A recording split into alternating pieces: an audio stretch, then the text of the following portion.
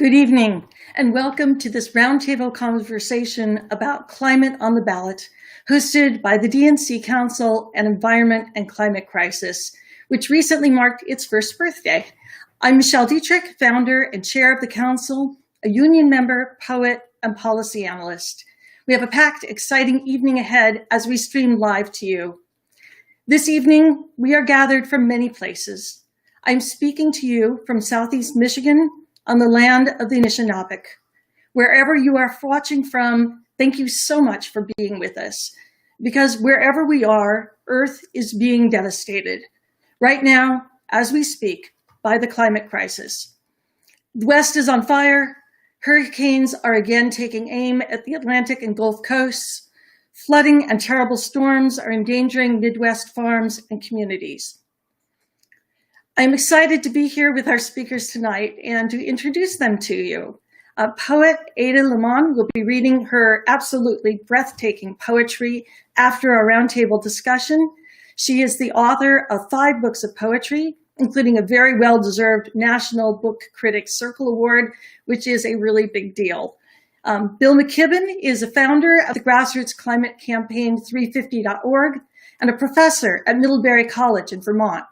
He was the 2014 recipient of the Right Livelihood Prize, sometimes called the Alternative, maybe better, Nobel, and the Gandhi Peace Award.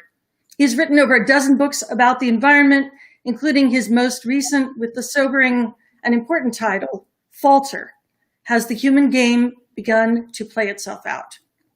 Charlie Jiang is a climate campaigner at Greenpeace USA, who focuses on the Green New Deal at the federal level and a managed fossil fuel phase out that centers justice for communities and workers most impacted by the climate crisis and fossil fuel extraction.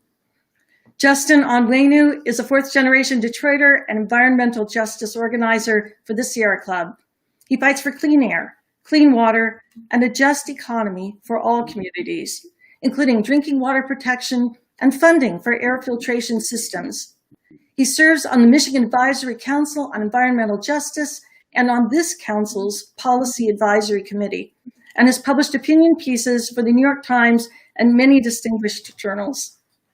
In case you're just now joining us, this is the DNC Environment and Climate Crisis Council's 5th Climate Roundtable, focusing this time on the important ways the climate is on the ballot on November 3rd, on the growing power of climate voters and candidacies, and how we can all take concrete actions to ensure climate candidates are elected. On the council's Facebook page, facebook.com/DNC Climate, we will be dropping relevant links into the comments as we go, and there will also be captions along the bottom of your screen with many of the URLs we are talking about. That Facebook live stream is accessible even if you're not a Facebook person. You can just go to facebook.com/DNC Climate. We are beginning with our roundtable speakers taking a few minutes to share some information about their work and their organizations. And so I'd like to welcome Bill McKibben. Hi, Bill. Thanks for being here. Well, and invite him to share with us some of the work that he and 350.org have been doing. Thanks, Bill. Look, what a pleasure to get to be here. And, you know, I'm very much looking forward to hearing from Charlie and Justin, and especially Ada.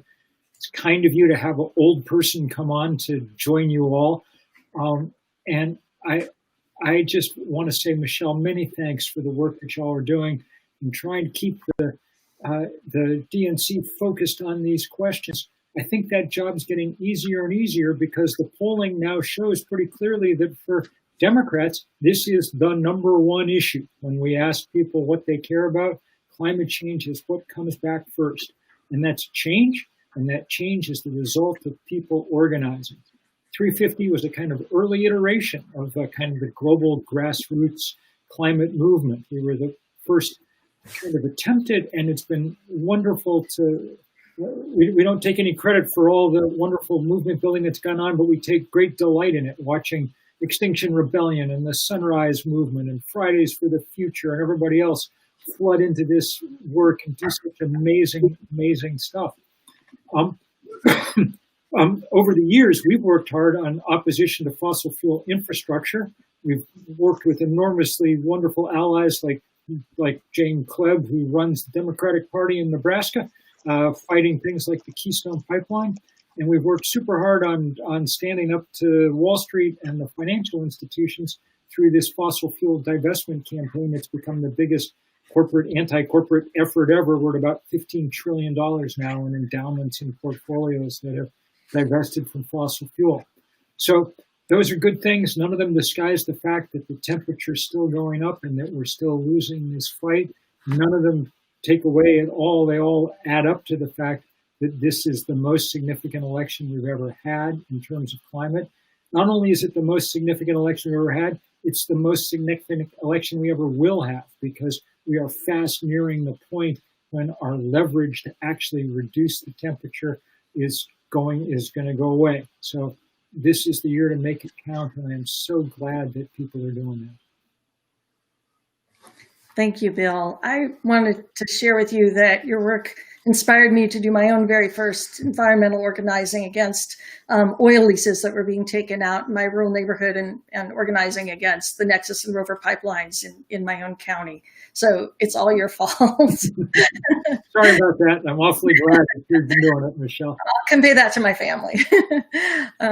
I've been lucky enough to work with Justin Onwenu on policy recommendations for the council, but his work is so much broader, deeper than that. And Justin, would you please talk about some of the work that you've been doing? Yeah, so thanks again for having me. I'm just really excited to be here to talk about, why this election is so important and why we have to focus on climate, not just this election, but in elections coming up. And I think the number one thing that, that we've talked a lot about, and I think it's important to note here, is that this is an opportunity to change the way that we fight and talk about climate change. I think, the economy being in the state that it's in, the COVID crisis revealing a lot of stark racial disparities, and, fires and hurricanes, all of this happening at the same time has really opened people's eyes to the fact that we have to address climate change in a way that impacts people's everyday life and that impacts all of the existing inequalities that we're seeing right now. So when it comes to jobs, this is an opportunity to rebuild our manufacturing sector, to create great jobs. I can actually, from my apartment, see across into Canada wind turbines. And I think, in Michigan and Ohio and Pennsylvania and so many of the states that have been in the news, what if the story was about creating jobs by making sure that we had wind turbines and a solar industry that people could rely on? When it comes to racial justice, there have been, people marching in the streets for over 100 days straight calling for racial justice. And I think of climate as an issue that really touches on racial justice, because we know that the communities that are, closest to refineries and toxic waste facilities are the communities that are going to be most impacted with rising water levels and the effects that we see from climate change. And then also, just for all of us, access to clean air and clean water is just directly tied to what we're able to accomplish over the next year, over the next 10 years when it comes to addressing climate change. So I'm just really excited about this election. I'm excited about the fact that people are coming to realize that we have to address climate change in a way that's intersectional. And I think this is the election to do it. I think secondly, the thing I would mention is that people are starting to change the way that they think about voting. Voting is not the only thing that we should be doing to make sure that we're moving the conversation and moving the needle on climate. I think people are starting to realize that we have to vote. We have to vote with people that share our values. I think this election is very clear that Democrats are a party that actually care about addressing climate change. And then we also have to work with policymakers and lawmakers every step of the way after they're elected to make sure that they're being climate champions and not just voting great on climate. So I'm just really excited about this election, just because people are realizing how we need to address climate change in a way that brings in more people. And then also, I think people are realizing that we're going to vote for climate folks that share our values when it comes to climate. And then we're not going to stop advocating for the types of policy changes that we need to see even after the election ends. So I'm excited to be here with you all tonight and talk more about why this election is so important.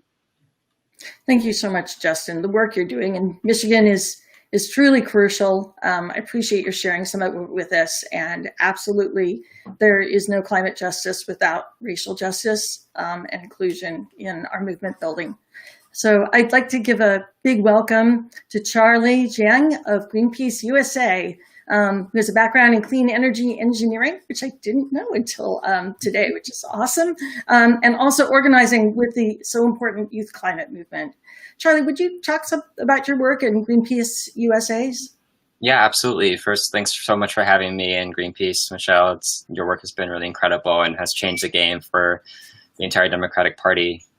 I'm just going to actually start with our call to action because I know that's the #1 question folks will have. So you can text Climate 2020 to 877-877 to help us mobilize 2 million climate voters to the polls with Greenpeace this November.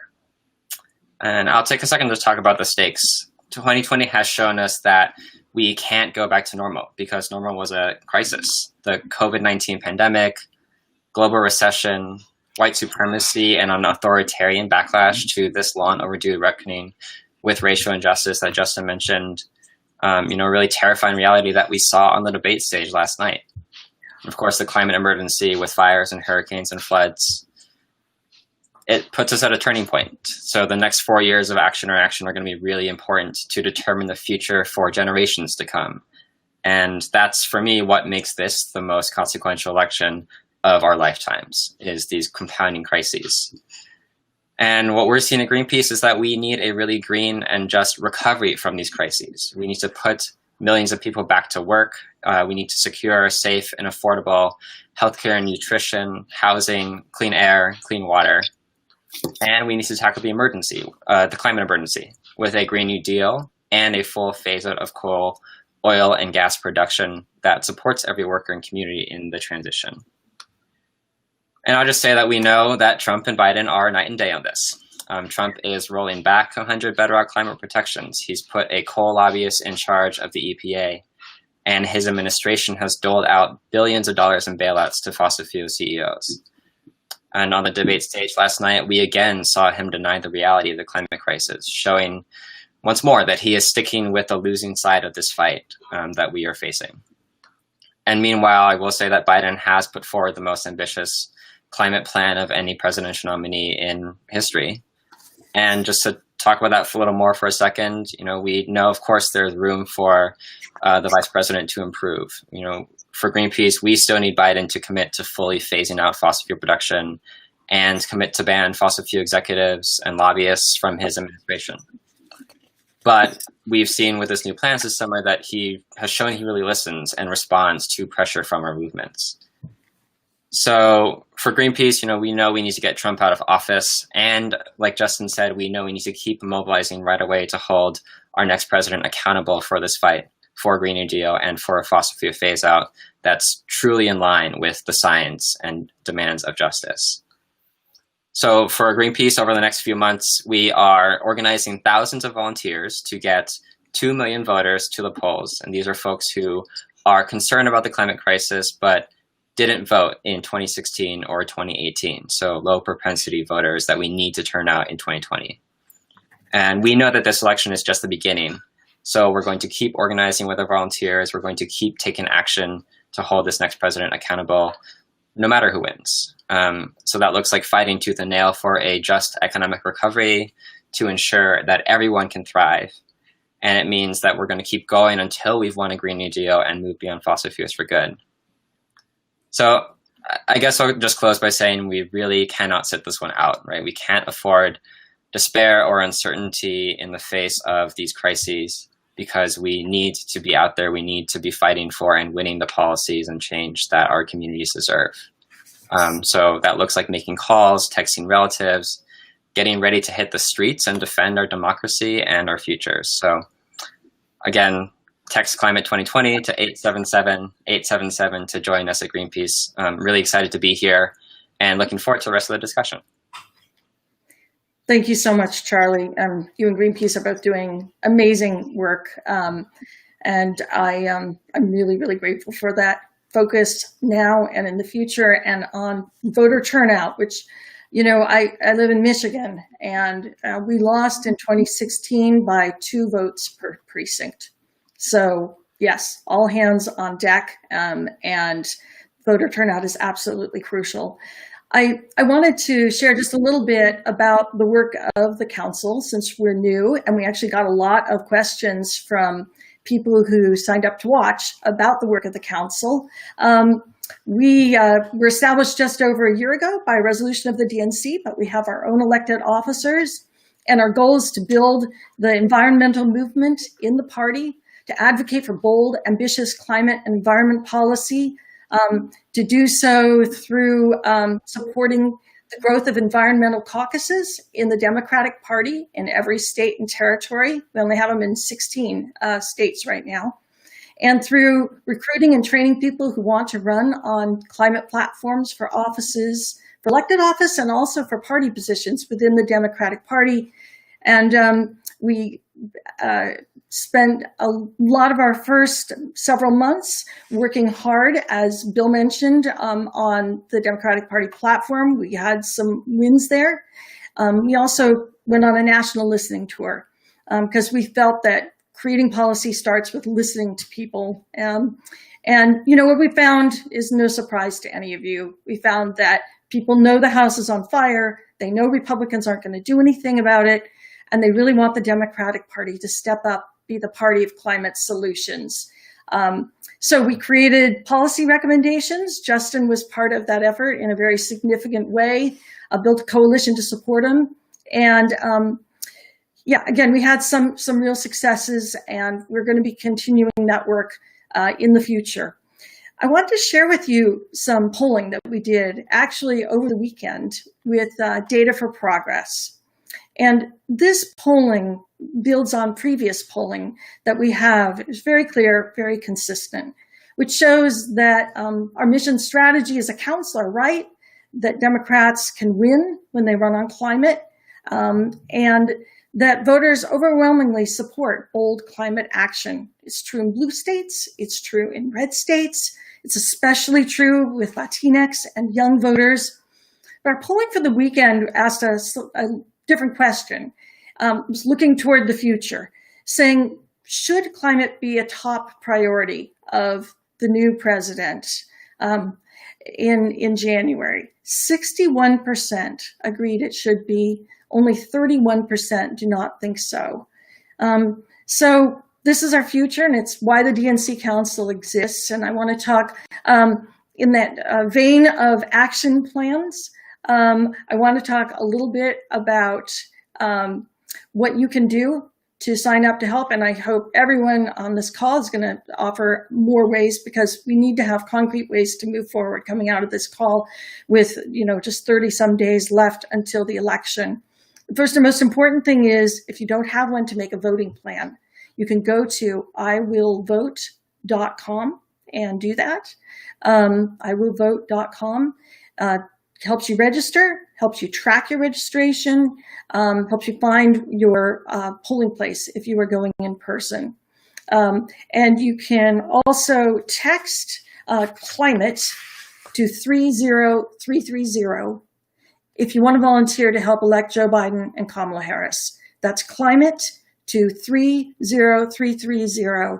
And it's super important that we volunteer, whether you do it through Greenpeace or 350 or Sierra Club or through the Biden campaign directly, because these phone banks and text banks are super important in this time when we can't go to door to door, and when big in-person rallies are not safe. So this is our way of really reaching out and having those personal conversations that make the difference for persuading voters and for making sure people do get out and vote, even though that sometimes can be really difficult. And I am excited now to turn to our roundtable discussion. The name of the roundtable is Climate on the Ballot, even though, as you know, the word climate won't actually appear there. Though maybe it should be nice if we could see, you know, climate right next to the names of the candidates who are actually going to make a difference on climate. And so we're going to start with talking about some of the ways that climate's on the ballot, beginning with the presidential level. which is something many watchers have asked about, not surprisingly, after last night's debate. I was glad to hear Chris Wallace ask a climate question. And I'm going to start off with Bill and ask if you could talk a little bit about some of the ways that the presidential election is crucial regarding climate. Well, I mean, let's be clear. Last night's debate was the most ridiculous thing anyone's ever seen. It's like watching someone's, like abusive boyfriend or something just scream at them all. It was just insane. But it was interesting to watch that the one place, and Emily Atkins made this point really well today in her newsletter, the one place where Trump actually shut up for a few minutes was when they were talking about climate change, because he has literally nothing to say. He doesn't believe that it's real. He has no idea how it works. His defaults are, to like raking the forest and stuff are so ridiculous that everybody, even his, supporters, realize that it's absurd, and so it's the issue. It's the issue that we should be hitting home hard on. He has no rebuttal to it. It's also, absolutely critical. Look, there's a very long list of shameful things that President Trump has done, but it's pretty hard to top that the country that produced more carbon than any other is now the only country not taking part in the only global effort, the Paris Climate Accords, to actually do something about this. And so I think that it's an issue that really helps us understand how everything comes together. What Charlie and Justin were saying before is so important. Look, the most important quote of 2020 came from George Floyd as he was being murdered. He said, "I can't breathe," And people can't breathe because there's a cop kneeling on their neck, or they can't breathe because police brutality is stifling their community, or they can't breathe because COVID has got them and COVID follows those same kind of race and class lines, or they can't breathe because there's a coal-fired power plant down the street. Guess which kind of neighborhoods those go in? Or they can't breathe because the wildfire smoke is so out of control that the authorities are telling you to tape your windows shut and stay indoors, or they can't breathe because it's too damn hot. We saw the highest temperature ever reliably recorded on planet Earth this August in California, 130 degrees Fahrenheit. We are testing the absolute limits of what people can endure. So this is the moment for us to say, no more. And, if you can breathe right now, then you need to be phone banking, and you need to be, figuring out every other way you can to, I write this New Yorker column every week on the climate. It's usually long and verbose. And today, after watching the debate, I just ripped up the thing I'd written and just put out a little note saying, I don't even think it's worth writing nuanced analysis at this point. I'm just calling people on the phone for the next few days, telling them to vote for Biden because, come on. Thank you. Yeah. The debate left me kind of speechless. So thank you for putting it into words for us. I wanted to sort of build on that with a question from our audience, from Crystal, who is watching. She's asking, and I'll ask Charlie to respond first to this, but if anyone wants to follow up on any of these, go ahead and jump in. I want this to be a conversation as much as possible, given we're streaming and there's lag. So what actions can a president take to tackle climate change starting on day one, maybe especially in those crucial first 100 days? It's a great question, Crystal, and a really crucial one. And the answer is there's a lot. There's a lot the next president could do with the powers of existing executive authority. There's a lot they could do to really push Congress to get their, get their act together and pass legislation, assuming, we have a pro-climate majority in both the Senate and the House. So, when it comes to tackling the fossil fuel industry and confronting fossil fuel executives, that looks like, stopping drilling for oil and gas on our public lands and off our beaches and shores. It looks like saying no more to federal permits for, oil refineries and natural gas export terminals and pipelines that are, cropping up still across the country, even though we know we need to get off of fossil fuels as soon as possible. And it looks like taking steps to hold polluters accountable for the damages they've caused to the climate, to communities from which they've extracted for decades, and making sure that they pay up and are held responsible. And I would also say, it looks like really taking steps to organize the structure of the government, right? Organize the White House to make sure that environmental justice is front and center in not just what, the next administration does on climate, but on everything they do, right? Because climate and environmental justice, it's everything, right? So we need a full-fledged mobilization to transform our economy, and that looks like, taking steps to make sure that everyone from the Environmental Protection Agency to, the Health and Human Services Departments to Housing and Urban Development are ready to go from day one to tackle the emergency. Thank you. Justin, did you want to jump in with, yeah.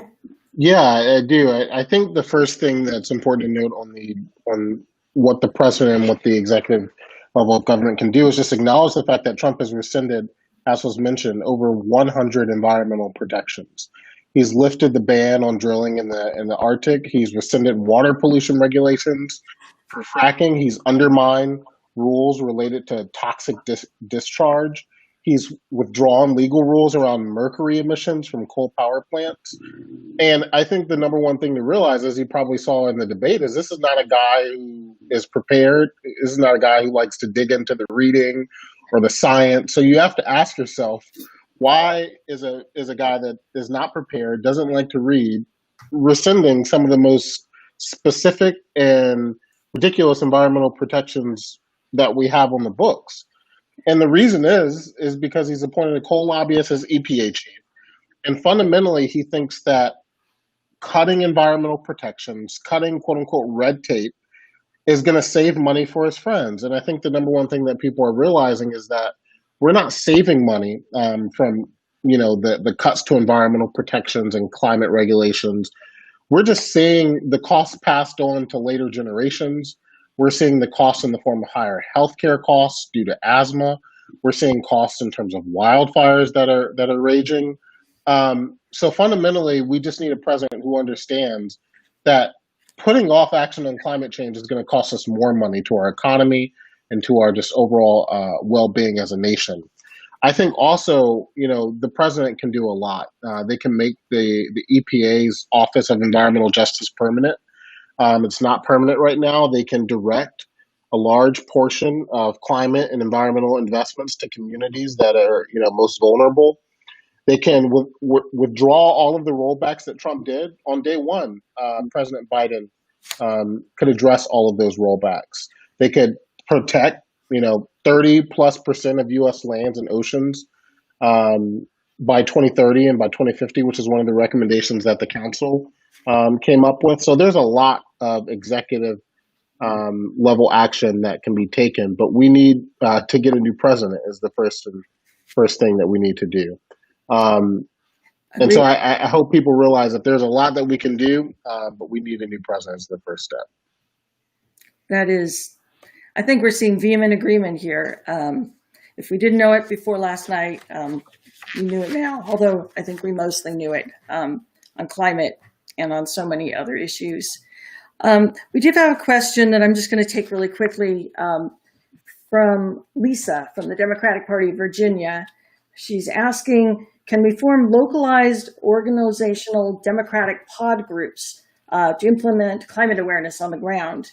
And I'm just trying to say, yes, we have 16 state Democratic environmental caucuses. We don't have one in Virginia, and the council is very interested in working with you and other people to establish Democratic environmental caucuses in every single state and territory. We really need that voice in the state parties. So you can just contact us through our website, dncclimate.org. There's a contact form.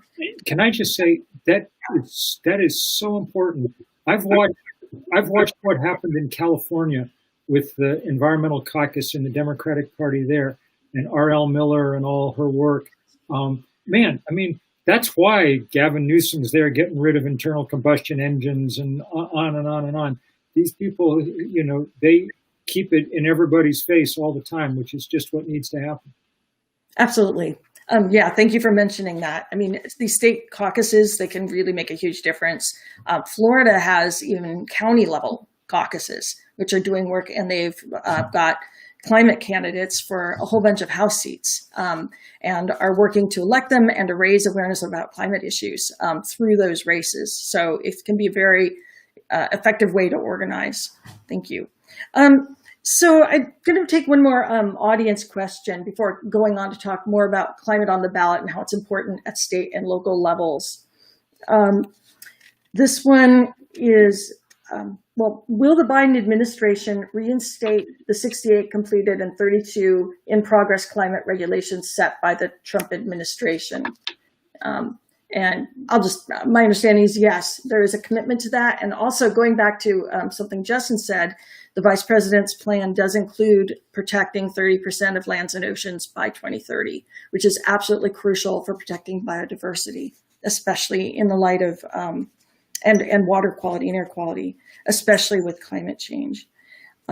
Michelle, I'll just say, I'll just say to that, I absolutely am hopeful that if Biden is elected, he will, roll back the rollbacks, right, from day one, put them back in place. And we also know we have to go further, right? The climate emergency is so much worse than it was 4 years ago, 8 years ago, when President Obama took steps to put policies like the Clean Power Plan in place. So, Greenpeace has been fighting for more ambitious policies, more transformative policies since the beginning of the Democratic primaries. And, I think we have been really impressed by the steps that the Biden camp has taken to really say, we're going to go further, right? We're going to head towards 100% clean energy by 2035 in the power sector, right? Which is an ambitious target.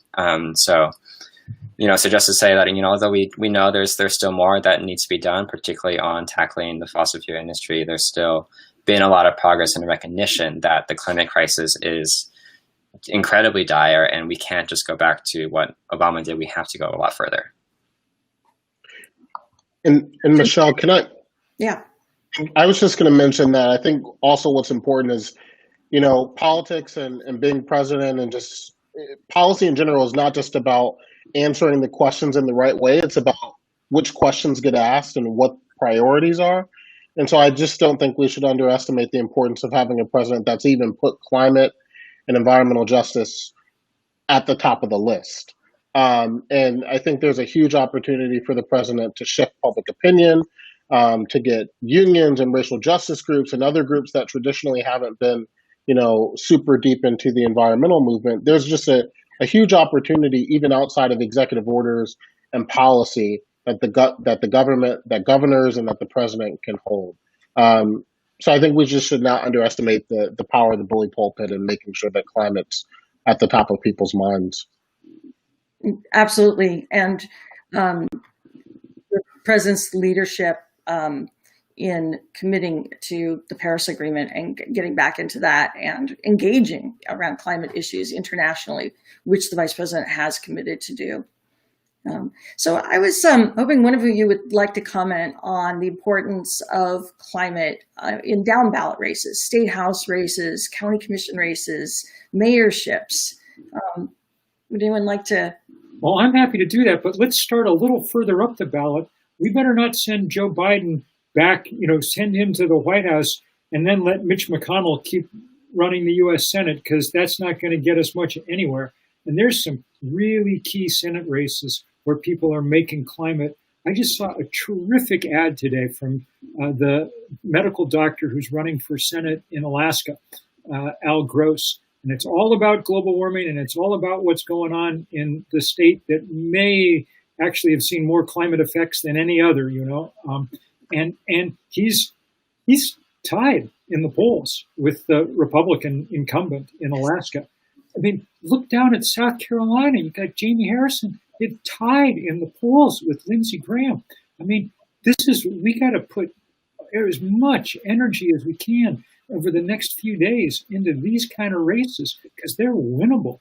And you know what? I mean, we really need those guys understanding that if they get elected, their support is coming from the climate movement. One of the most impressive things that's happened in the electoral season this fall was watching Ed Markey come back in his primary from 17 points down to win by 10 points, clearly because people identified him with the Green New Deal and climate action. That message got heard in the U.S. Senate. All of a sudden, I mean, these guys are all experts on getting elected, you know, and they're all thinking, yeah, you know what, we better not get crosswise with this movement. And that's right. So now is the time to, I was going to say to pour on the gas, but that's the wrong metaphor. Now is the time to stamp down on the electric accelerator and drive some of these guys straight through to victory, because the Senate is as important as the White House this time around. Absolutely. Are there any other Senate races anyone would like to quickly mention as being key? We got to keep Gary Peters in Michigan for sure. Sarah Gideon in Maine. Yeah. So that's a great place to volunteer your time too, if you know is with a Senate race, and your money. So just quickly, if we could talk a little bit about how down-ballot races are important on climate. I have to admit to a little bias. I'm a former county commissioner, but I would love to hear what Justin, Charlie, or Bill have to say on this. I think, Justin, you've worked a lot on these issues. Yeah. Yeah. So I'll just give a short story to illustrate, but late 2019, there was a piece of land contaminated with uranium and PCBs that collapsed into the Detroit River. And one of the reasons why it collapsed into the Detroit River is because of rising water levels. And so, again, this is the Detroit River. It sits international waterways. So you have Canada on one side, Detroit on the other. And we found out about a week after it happened. And this is where people get drinking water. This is where people fish. This is where people recreate. And we had contaminated land collapsing into the river. And so one of the things that happened immediately is, you know, local activists, you know, banded together with local city councilors. Casanova Lopez of the city of Detroit was one. Local state senators, Stephanie Jiang in Michigan was one. Federal lawmakers, Rashida Tlaib, Debbie Dingell, and others, Brenda Lawrence. And what we're able to do is put pressure on, you know, at the federal level. The Coast Guard was asleep on the job. But also what we did is we wrote a city level ordinance to make sure that we were actually protecting the Detroit River from rising water levels. And that's something that's being reviewed right now. And that could not have been possible without activists and organizers working hand in hand with local lawmakers. And so having lawmakers at the city council level, at the county commission level, at the state senate level, who actually understand and who are interested in addressing climate change and environmental justice is so important. The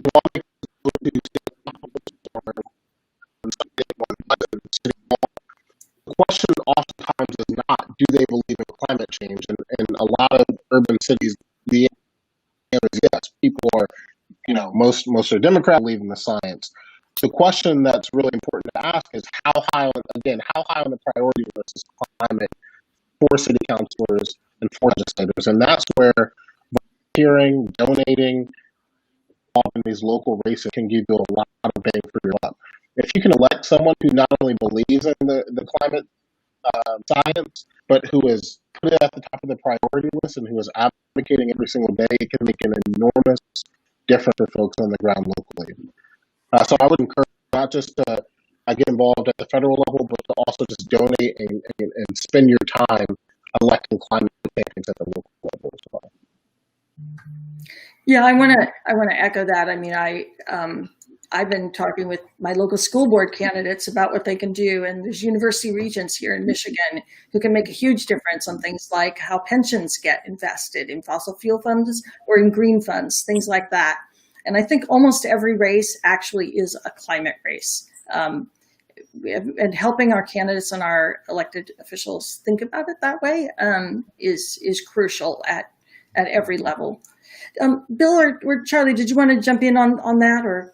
Yeah, I'll just say that if Justin hasn't yet convinced you that local and state races are absolutely crucial for the climate fight, I'll say that fossil fuel companies and dirty energy utilities are pouring millions of dollars into the tiniest of local ballot initiatives and elections, right? And they spent $100 million defeating successfully 3 ballot initiatives, one in Colorado, one in Washington State, one in Arizona in 2018 that put climate and clean energy issues on the ballot.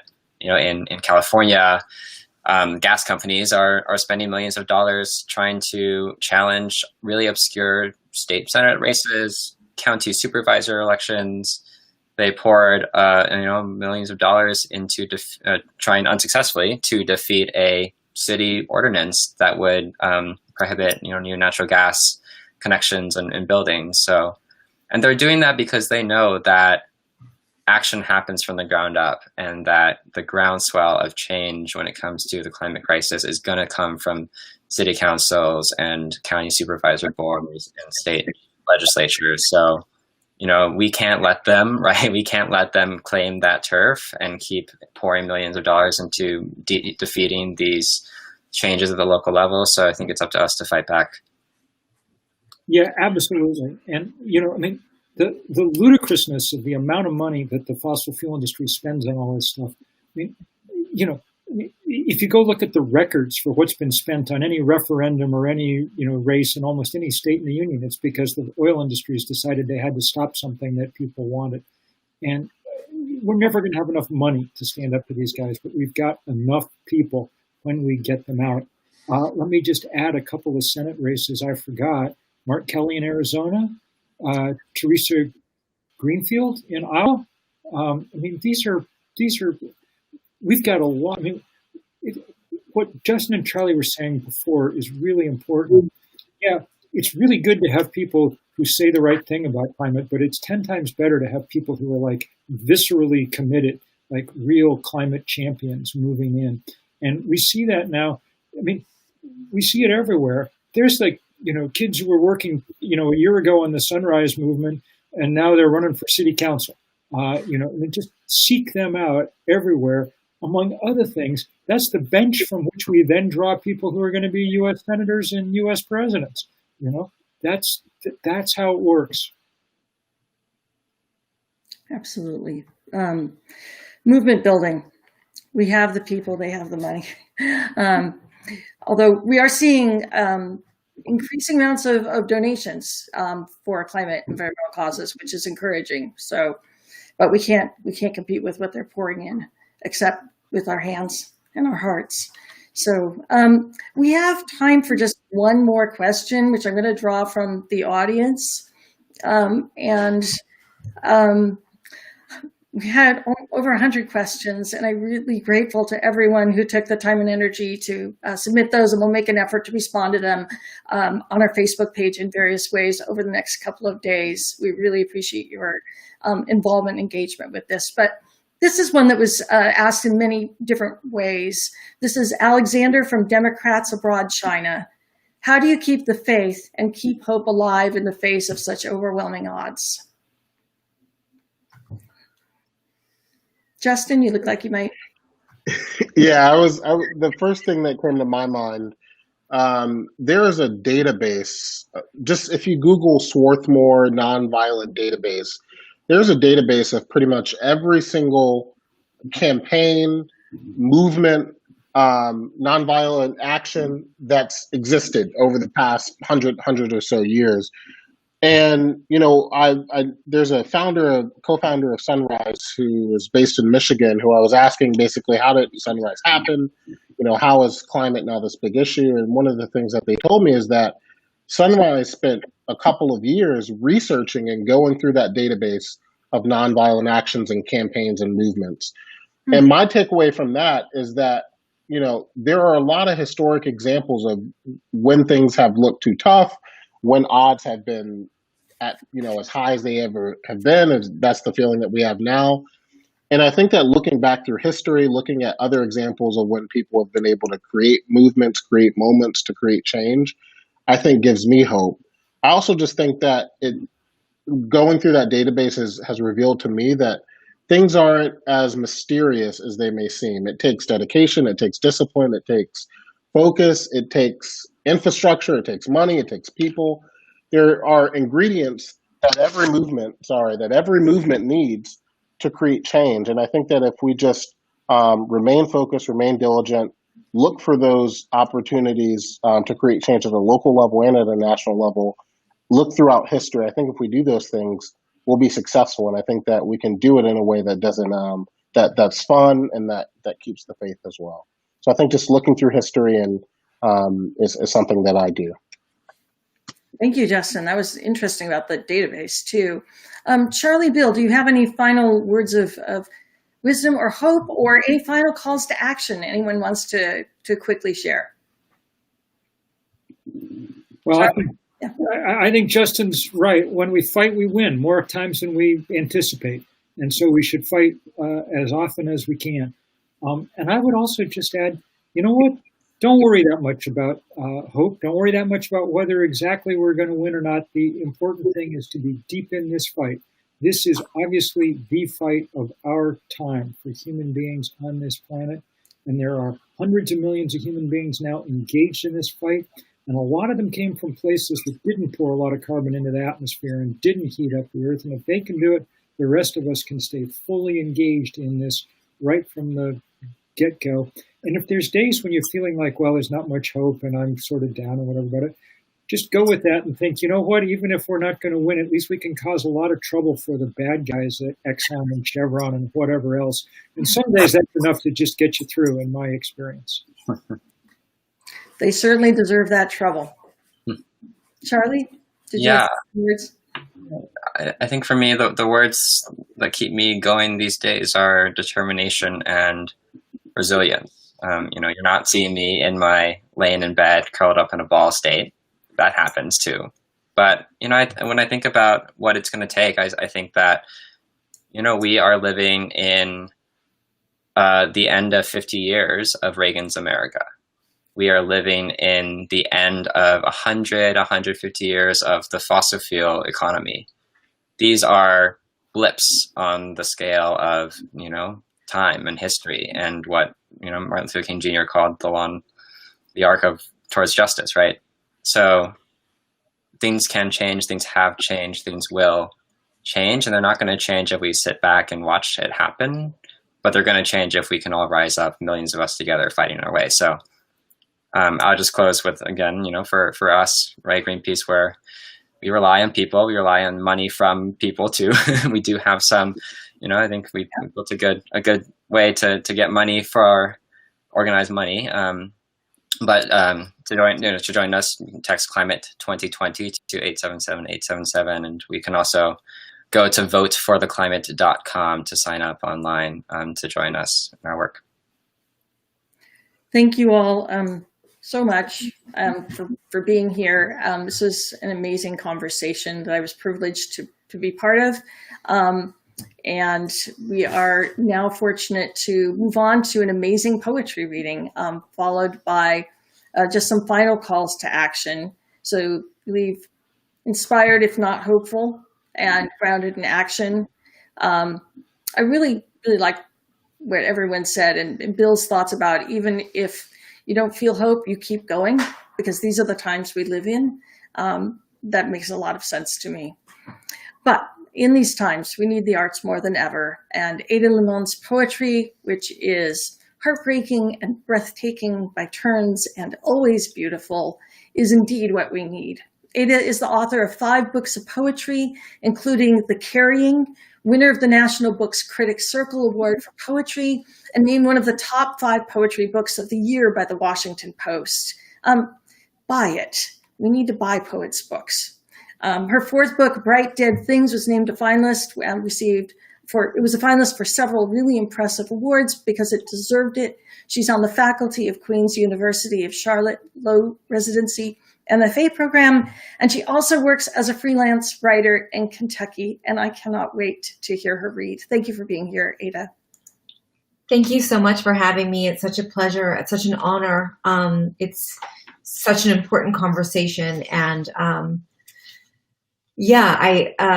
have to just, I'm going to read 2 short poems, and before I do, I just want to say thank you again, and also just add that I am from Sonoma, California, and right now I have friends and family members, my parents, who have cars packed and ready to evacuate at any moment because of the glass fires. So climate crisis is at the door, and we have to vote like our house is about to be burned up, because it is.